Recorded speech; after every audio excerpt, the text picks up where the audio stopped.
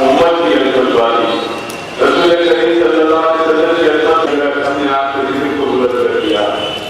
اللہ کے حضرت بلال سے کہتے ہیں کہ بلال کعبے پہ سوار ہو جاؤ. بلال کعبے پہ جاتے ہیں کہتے ہیں اللہ کے ہاتھ اٹھائے کانوں پہ رکھتے ہیں ادا دینا چاہتے ہیں لیکن توقف فرماتے ہیں. اس سرکار عالم صلی اللہ علیہ وسلم نے فرمایا کہ بلال ادا کو سفر میں تھا تو مکے کی طرف مڑ کر کے ادا کیا. غزوات میں تھا تو مکے کی طرف مڑ کر کے ادا کیا. میرے آقا آپ کعبے کے اوپر سوار کر لیے ہیں, سوچ رہا ہوں کس طرف مڑ کر کے ادا شروع کروں. تو سرکار فرماتے ہیں کہ اگر کیا سوچتے ہو بلال میری طرف مڑ کر ادا شروع کرو, میری طرف مڑ کرو ادا شروع کرو.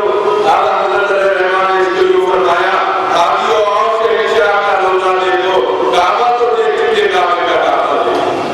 یہ سرکار کی عظمت کو کیا خیال کرے. کتاب کی عظمت قرآن مجید کی عظمت ادا کیجیے.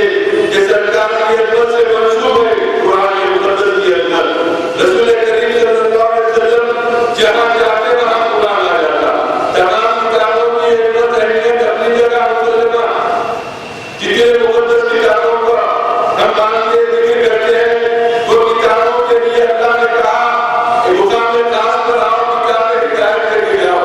لیکن جب قرآن کا وقت آیا تو اللہ نے یہ نہیں کرا, یہ نہیں کہا کہ میرے حبیب قرآن کام کراؤ قرآن لے جاؤ, بلکہ قرآن کو حکم دیا کہ میرا حبیب مدینے میں ہے قرآن کو وہاں چلا جا, میرا حبیب مکے میں تو وہاں چلا جا. آج قرآن پاک کی آیتیں پڑھتے تلاوت کرتے ہیں, مکی آیتیں مدنی آیتیں وہاں پر بتائی جاتی ہیں. مطلب یہ کہ رسول کریم صلی اللہ علیہ وسلم مکے میں تھے تو قرآن کا نزول وہاں ہوا, مدینے میں تھے تو وہاں پر قرآن کا نزول ہوا. یہ نہیں کہا کہ میرے حبیب آپ کتاب ہدایت دے جاؤ اللہ مقام پر.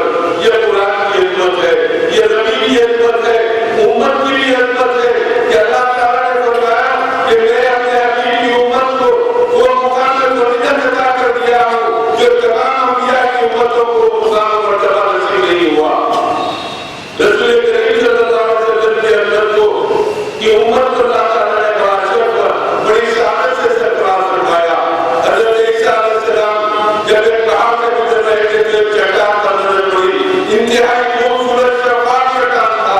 دیکھتے رہے نظر ہٹانے کو طبیعت نہیں چاہتی, دیکھ رہے ہیں کہ کتنا خوبصورت چٹان ہے, اتنی دلکشی ہے کہ نظر ہٹانے کو طبیعت نہیں چاہتی. تو آواز آئی پروردگار نے کہ عیسیٰ تم پہاڑ کی خوبصورتی کو دیکھ کر پریشان ہے, ہم تم کو بتاتے ہیں کہ اس پہاڑ کے اندر کیا ہے.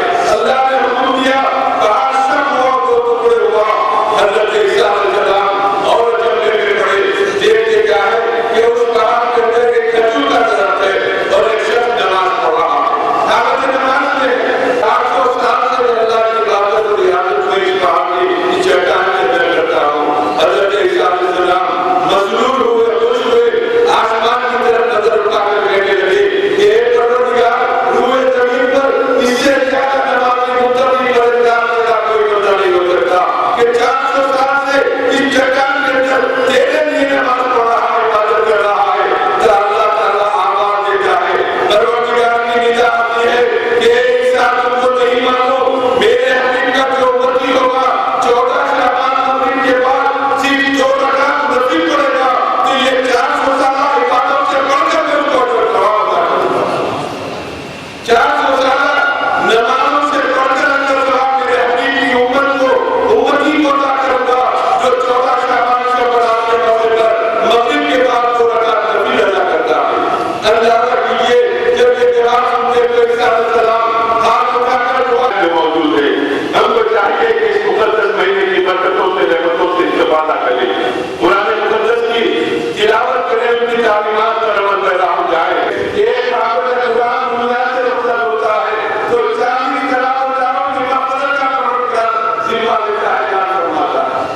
قرآن کا حفظ کرنا یہ حفظ کرتے ہیں قاری حضرت قرآن جانے بلندی عطا فرما, جتنے مرحومین ہیں سب کو مغفرت فرما دے. اس رحمت کی برکتوں سے آخرت پر پروردگار ایمان پر ہمارا خاتمہ الحمدللہ. الذين آمنوا صلوا عليه وسلموا تسليما. اللهم صل على سيدنا محمد وعلى آله وصحبه وسلم. حیدرآباد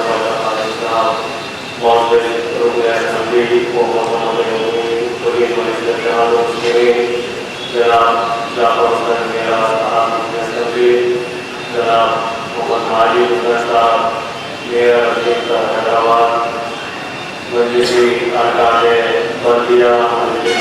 میرے عزیز بزرگ اور دوستوں، آپ تمام حضرات سے واقف ہیں کہ ابھی مجلس کے آپ کے سامنے تلاوت کی ہو قرآن مجید ہے، اور اس طریقے نہیں کہ آج آپ ہمیں متبری مہینے میں اس اللہ کے گھر میں جلسہ یومول اللہ کی رضا مراد، ویسے اللہ کی رضا مراد ہے، نیم سے اللہ کی میری امت کے روزداروں کے لیے روزانہ جنت کو سجایا